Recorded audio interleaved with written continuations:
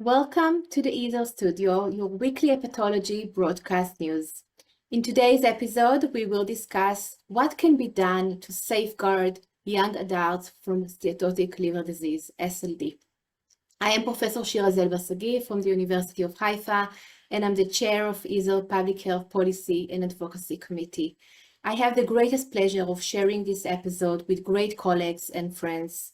It is truly an honor to have these world-leading experts with us today, covering clinical and public health aspects of steatotic liver disease in young adults. So let's start to introduce Dr. Carina Ferreira-Borges. She is the head and program manager of WHO European Office for Prevention and Control of Non-Communicable Diseases, NCDs. Carina is a public health specialist with an interest in NCDs.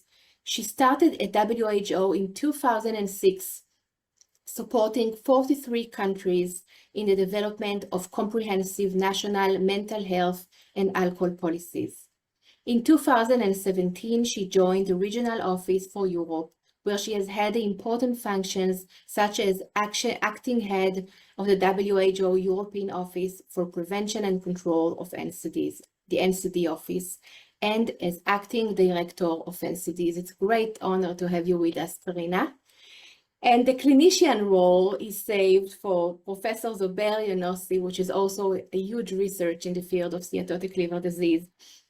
Professor Younossi is a chairman of the Global NASH/MASH Council in Washington, D.C.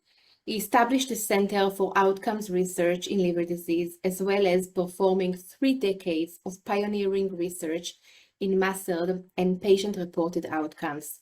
Dr. Younossi specializes in hepatology, has authored over 900 articles and books, and is a true leader in the field of hepatology. So a great honor to have both of you with us today.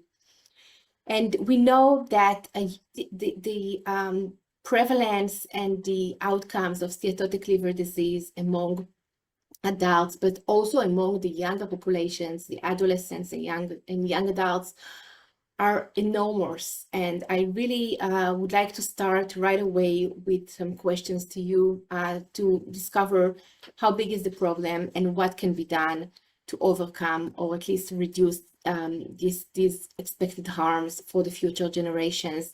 So let's start with you, Zobair. Just give us some explanation, maybe, first of all, what is exactly SLD? What does it include?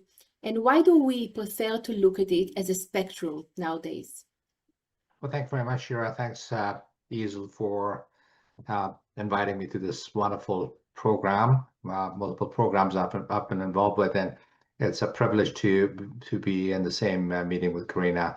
So I'm delighted to be here. And when you look at steatotic liver disease, which is relatively new term, it replaced the disease that we used to call fatty liver disease, and it gave it a little bit more structure in terms of what do we call this disease, how do we connect it to metabolic abnormalities and alcohol.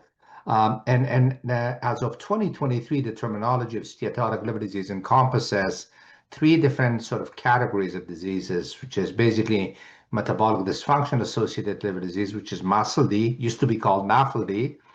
On the other extreme, alcohol associated liver disease or alcohol related liver disease. And then in the middle, a new category of disease that's MASLD, which is a combination of having moderate alcohol use and metabolic abnormality that coexist in individuals. That's really what the terminology is. Now, in terms of the global prevalence of these 3 different diseases or 3 sort of categories of diseases, the prevalence is highest for MASLD. Our global meta-analysis concluded that the global prevalence in the most recent years is probably about 38%. Highest prevalence is in Latin America, Middle East, and North Africa. But if you look at the rest of the world, the prevalence is more than 25% everywhere that you look.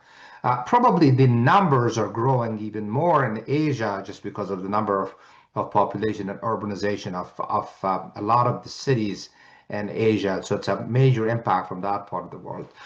The alcohol-associated liver disease and MASLD the prevalence is somewhere between 1 to 2% for ALD and maybe 2 to 3% for meta-ALD.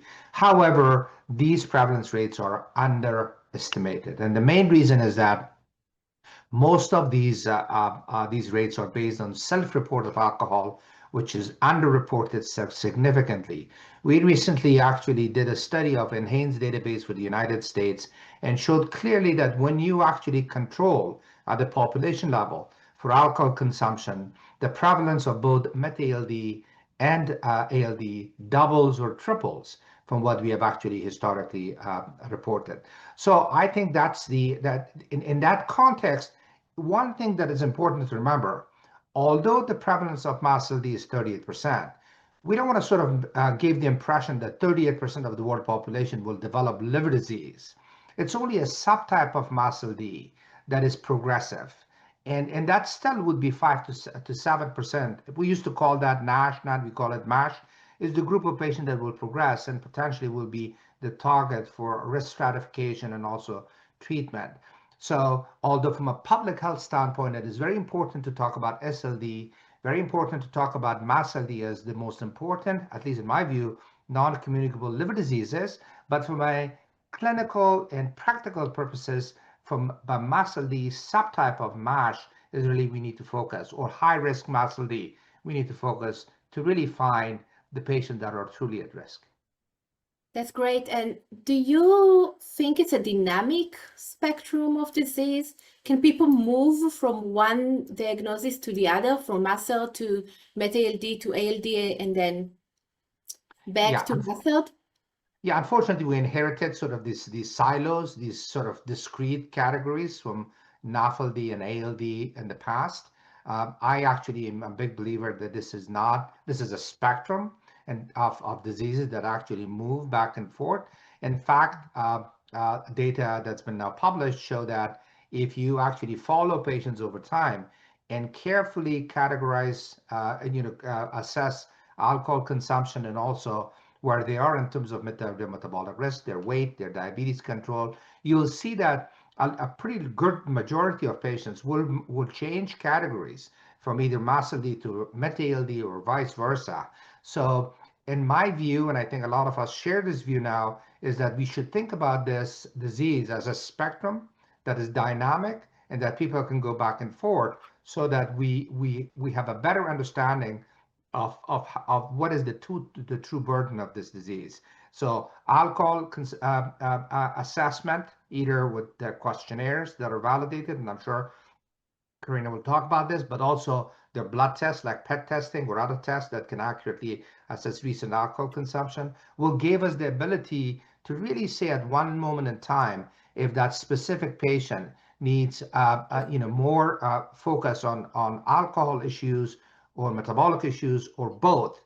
In my views, that will be both, but we need to make sure that we understand exactly where they are in the spectrum that is moving. This is not a silo disease. This is a spectrum that is actually quite dynamic.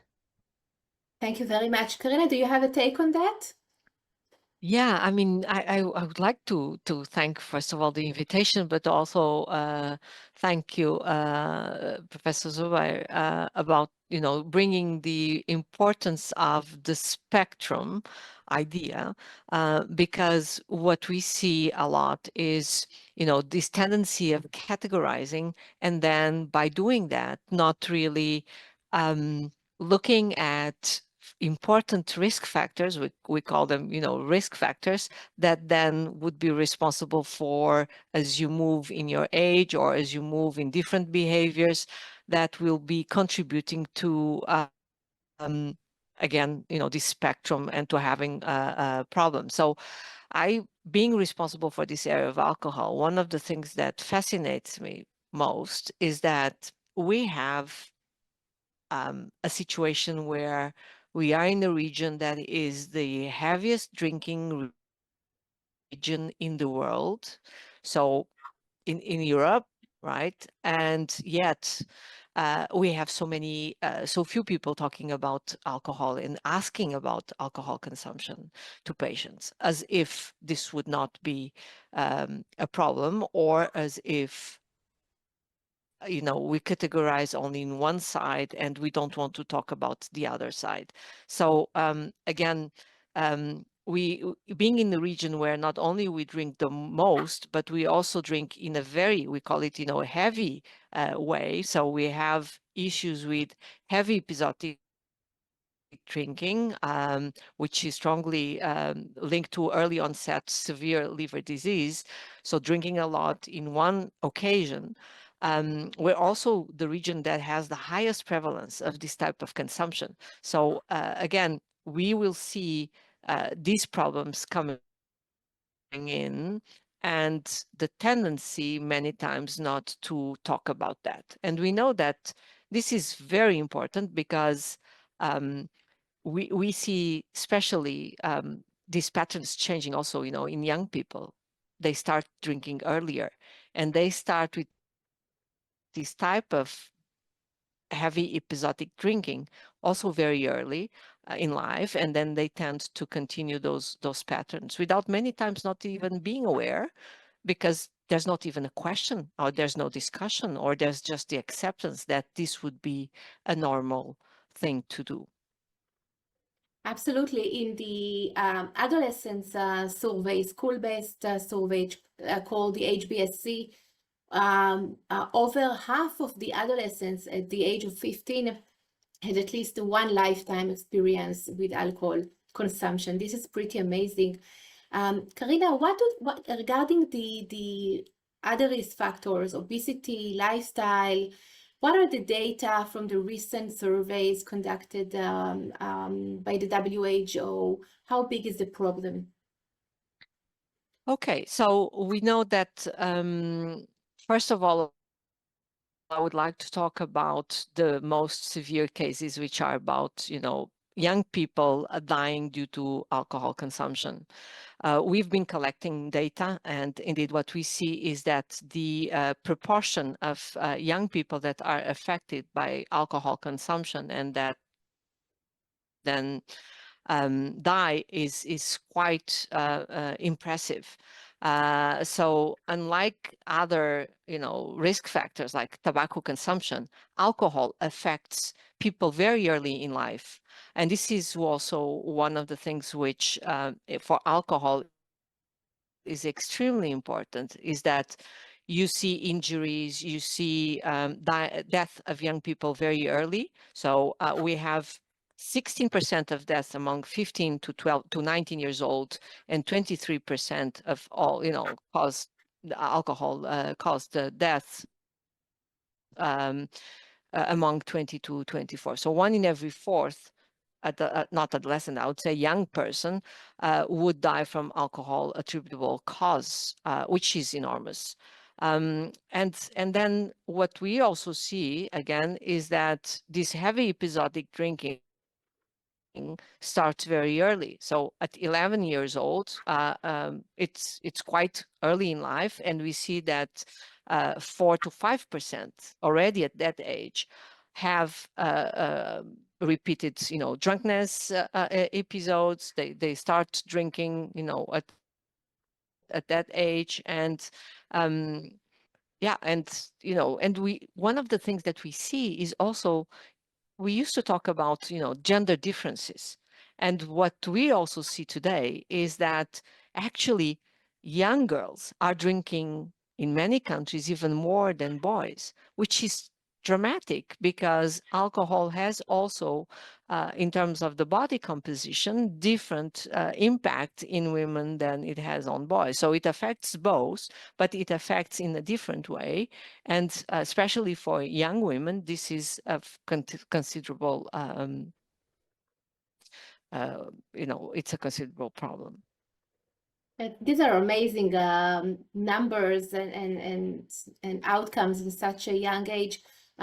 So, why is it so important to detect steatotic liver disease in the young adults and to treat it early? And how do you approach this?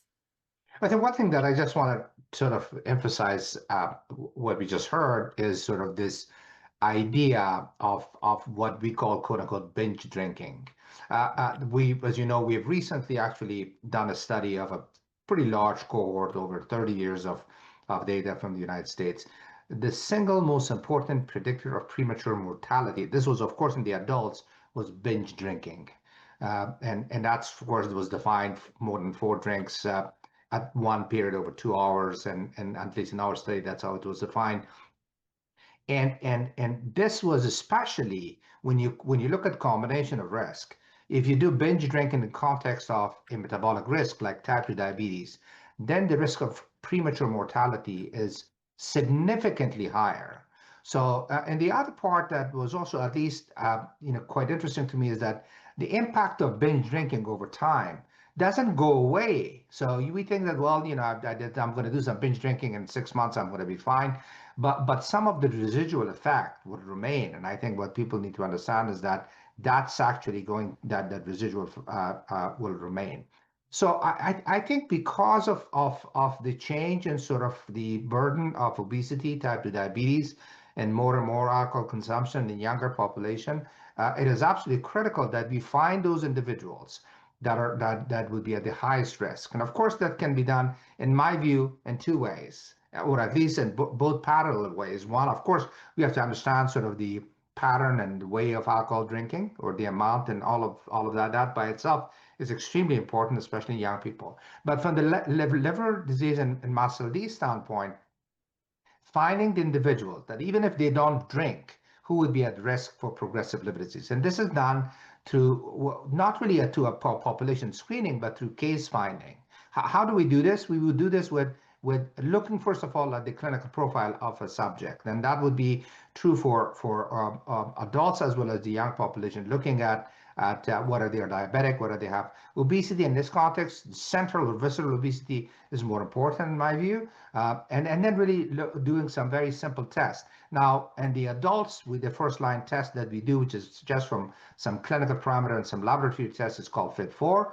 Now, unfortunately, FIB4 is not validated as much in the children. So there are other things that we can do in children to screen the first line. And those that have a certain number in the FIB4, say 1.3 or higher, then they go to second line testing to really find those individuals who are at high risk. These non-invasive tests are not to find quote unquote stage of liver fibrosis. They are now been shown to have great and very important prognostic value. So if you do these tests, you can actually determine if this patient is at risk for a liver-related event, liver-related mortality, or bad outcome in the future. So this has to be done. Unless we do this, and of course, this has to be done with public health and clinical sort of programs to manage those patients. But identifying a patient at risk will also, at least incentivize the patient as well as the provider to make sure that you pay a lot more attention to that patient's lifestyle, as well as if there is any treatment that's available to target that immediately. But ultimately, of course, this all has to do with how do we actually manage sort of the root cause of all of this, which has to do with sort of our lifestyle in 2025, 2026.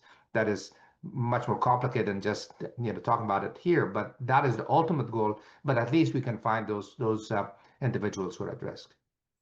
So we will get to policies, don't worry.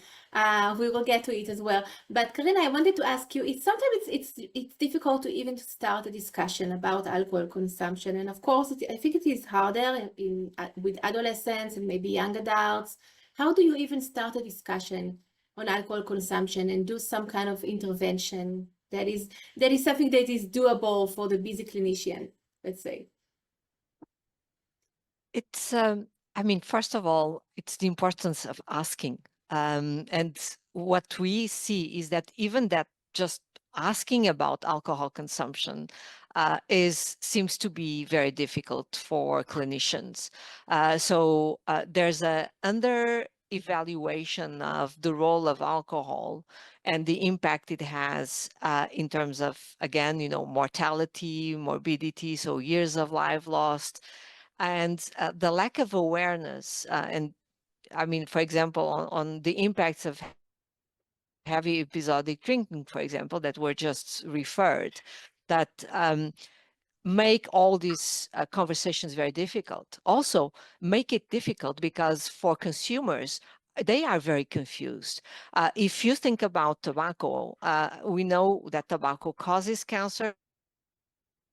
And we have, I mean, if you go and, buy tobacco products, there's a label in the products because we are very much aware of the risks and the causes that come from consuming them. But for alcohol is a type 1 cancerogen, but there's no labeling that is associated with, with the bottles, with the products that you consume. So even that, the fact that there is no clear information, that there's no labeling in alcoholic beverages that contain ethanol, which is a substance that is identified by the International Agency Research on Cancer, a type 1 carcinogen like tobacco. And so not being identified causes this confusion, whereby one would say, so if there is no labeling that says that it causes cancer, why would I even be worried about consuming this product, right? So there's one, which is first aspect is the information and raising awareness. We did a survey in our region, and again, on how aware people were about the risks from drinking alcohol in terms of cancer. And we discovered that most of the people are not aware. I mean, they know about alcohol and liver disease, that it causes, but even the numbers were, low. I mean, but for breast cancer, we found that only 15% of the women knew that alcohol causes breast cancer. And then on the other side, you have all the marketing that just promotes consumption, and where all of this is not, I mean, it's not there. You only see the happy moments and how, any substance makes it easier for you to relate with other people and whatever, benefits for promoting the product. So it makes it very difficult for clinicians to talk about that. But, when you talk about, okay, we have very short time, there are interventions, there are techniques that can be used that can be done in 3 minutes, 5 minutes. So depending on the time that you have, that have a huge impact. And this has been tested. We have a test called Audit that really assess the risk, and you can do it 3 questions. You already have an idea of the risk. And then depending on the assessment, so on the risk that you find, you have, very simple things that you can do. So techniques that allow you to understand where the person is in terms of the motivation to change the behavior. If there is a risk, that allows you to intervene so that that person changes the behavior. It's not difficult. It doesn't take a lot of time, but requires that the conversations happen. So that's the most difficult thing that we have seen. Yeah. Actually, we have in the EASL Congress, we had last year the SBI sessions with you. It's short behavioral intervention sessions, and we are also going to have those on the next EASL Congress. So that's really great that you introduced this topic to clinicians. Zobair, how do you manage with stigma when you approach sensitive issues like obesity and alcohol? And you also have a lot of research on the topic, so it's not only your clinical experience. Yeah, I think part of the problem is, number one, lack of very, very low awareness throughout the entire sort of spectrum of stakeholders, from patient to providers to everyone else. So I think raising awareness about the diseases, the SLD spectrum, is going to be really important. Now, of course, there is stigma, there is self-stigma, there's stigma that's actually sort of perceived from the provider standpoint. How comfortable are our providers? When we did the survey about MASLD and its stigma because of the word fatty and also the word non-alcoholic, about 10% of patients actually thought that term was stigmatizing. 30% of providers thought that term was stigmatizing. If you look at obesity, then the stigma was much, much higher. was about 30% or so. And patients who actually felt stigmatized, regardless of the diagnosis of whether related to obesity or related to MASLD, their quality of life by validated instrument was pretty poor. So I think it's really about understanding the disease, about patient, provider, clear and very honest communication, which is increasingly hard to do in a busy practice these days. People don't take the time, but if you take the time to actually have some basic questions about what the patient's feeling and experiences with their disease, what is their quality of life, and how this disease and this diagnosis make them feel, you with very short sort of question and answer, you can get to the idea. And as you educate patients about the disease and about risk stratification and about things that are available and things they can do and they can be helped to do, I think you could potentially even deal with stigma. But stigma is a major issue in liver disease in general, but especially in these two diseases, just because of alcohol consumption is always stigmatized, and has been alcohol. Everyone who actually when you go and when you see a patient as a clinician, the minute you mention that you have liver disease, they automatically associate that with alcohol and that how bad that is, quote unquote. So even if they have autoimmune liver disease, they will assume that first. So I think it's really important to pay attention, to have a clear communication with the patient, to understand the patient. And again, it doesn't take very long to get to know your patient and sort of understand their needs. It's not all about laboratory tests. It's not about liver biopsy reading. It's not about CAT scan. It's about the patient. And if you don't have that sort of a holistic approach, then you're not really doing as a clinician, at least in my sort of approach, you're not giving the total care to your patient that the patient deserves. Yeah, I agree with you completely, and I feel the same when I approach to treat obesity or trying to change lifestyle habits. Carina, I have a specific question for you on alcopops, because it really relates to adolescents and young adults. What is happening is that those drinks are flavored, sugared alcohol beverages. So it contains a lot of sugar, a lot of alcohol, and actually the sugar and the taste mask the amount of alcohol in the drink. And they get to drink this can of so-called sugared alcoholic beverage very fast, and it turns very fast to binge drinking. And what is more of concern is those drinks are sold through, delivery apps. So there's no supervised purchase, no age check, and therefore it leads to a significant increase in underage drinking.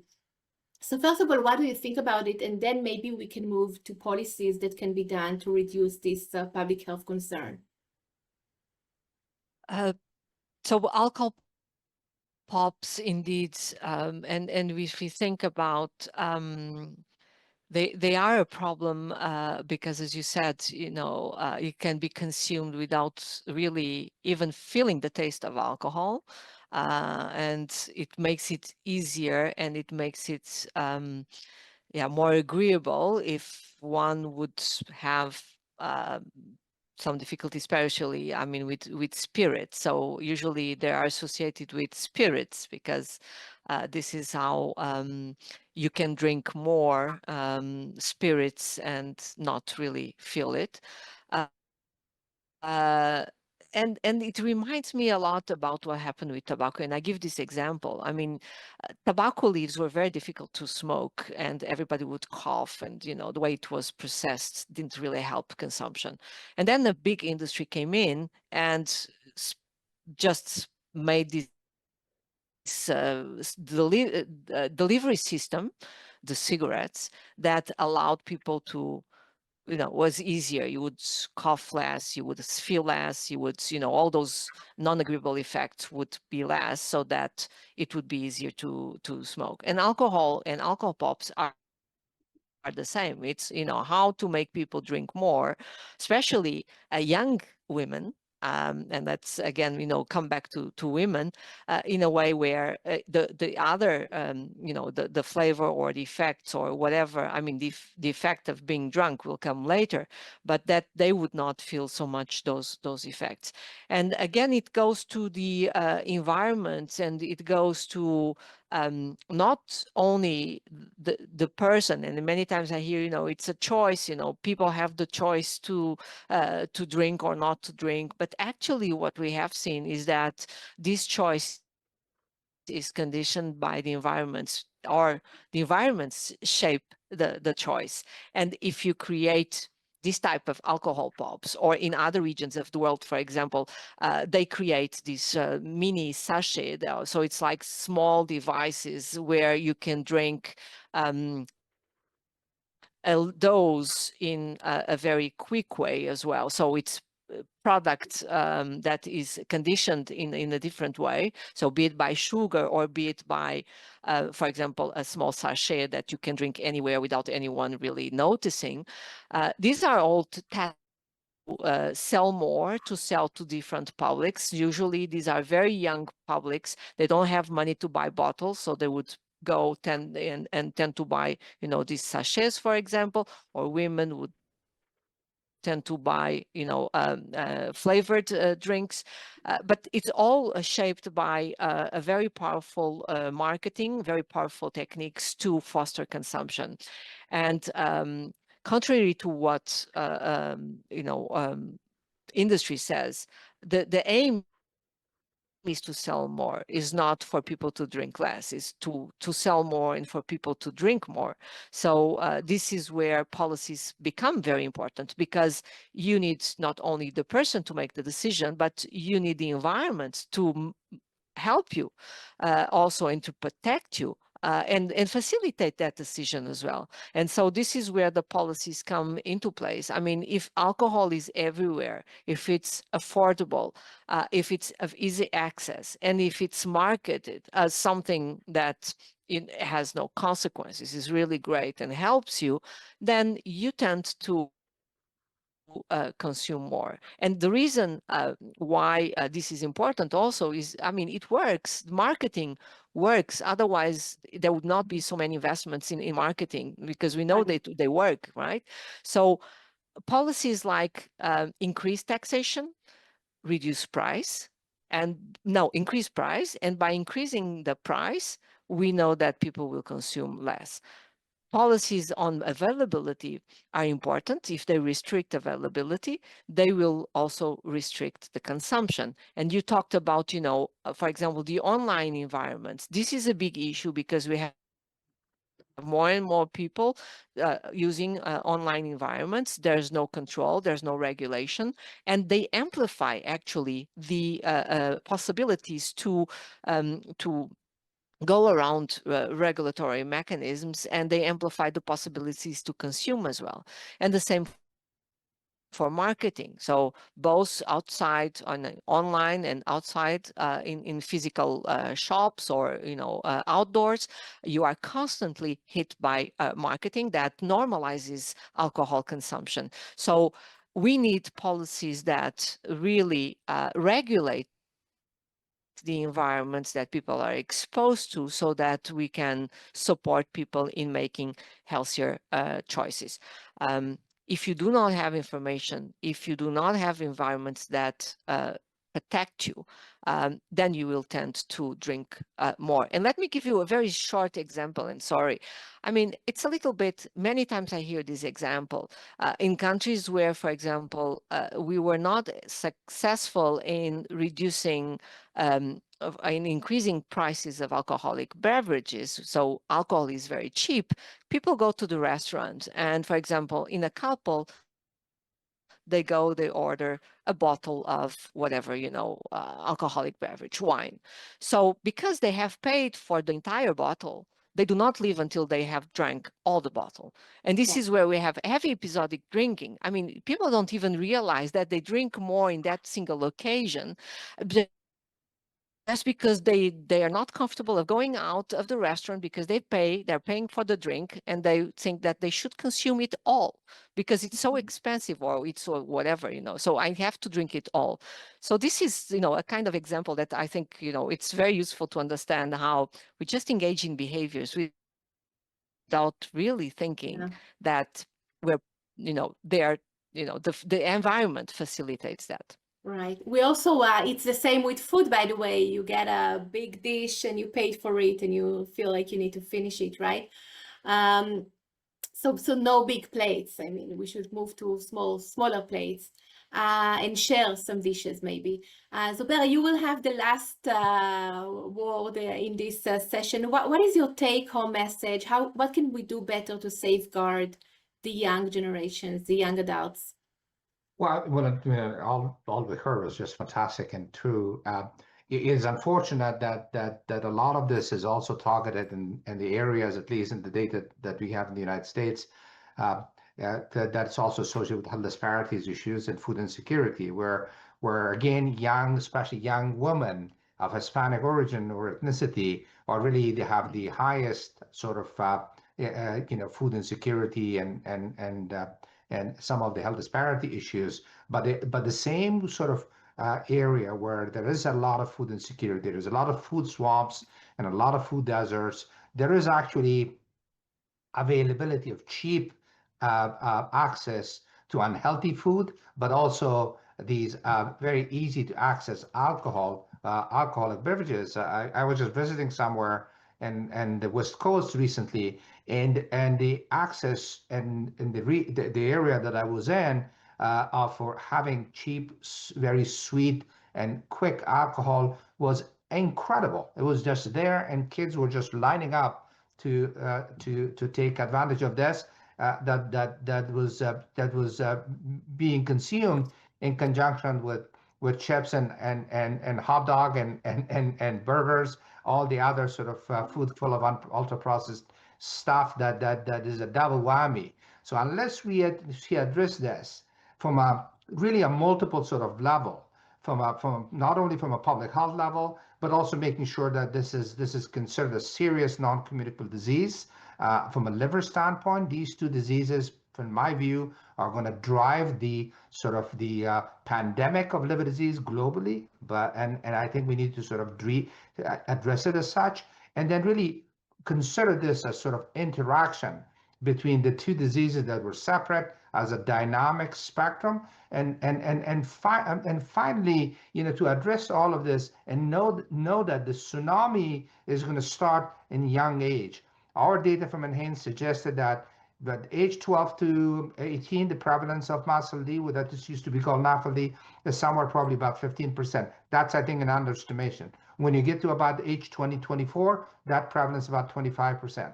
25% of young population having this disease, and then not only worsening metabolic profile, but also having easy access to alcohol, will give us to a situation where the number of liver cancers or liver mortality and liver morbidity or DALYs or anything else that we are going to capture in the future will be immense. And cost to society, we've done the modeling to see what is the economic burden of this to the society, is both the direct cost of healthcare and indirect cost of the healthcare for work productivity loss will be just immense. It is better to invest now.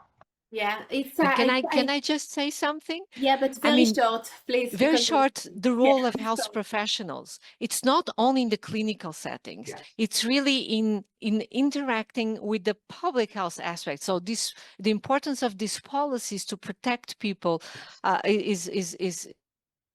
is really key. And we created successfully together with EASL and other European associations, and we hope to expand this network, a network of health professionals that are eager not only to intervene from a clinical perspective, but also bring it further up to the policy level with a united voice to raise the issue, to raise the concerns and the need for policies that protect the population to avoid the future of what we'll see in the health systems where no one will be able to cope with the damages that we will see in the systems. So all of us will be paying the price and seeing a health system that is overburdened and will have no capacity to deal with the cases that we are going to see coming, including those deriving from the rising epidemics of obesity that we didn't speak here, but are also very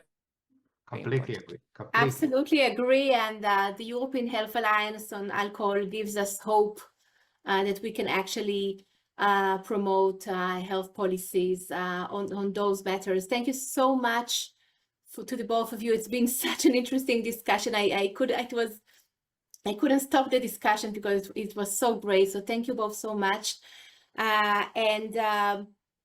Join us next week for key takeaways from the 2025 EASL ASLD consensus on PBC.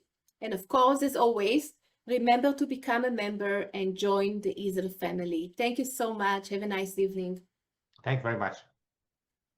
Thank you.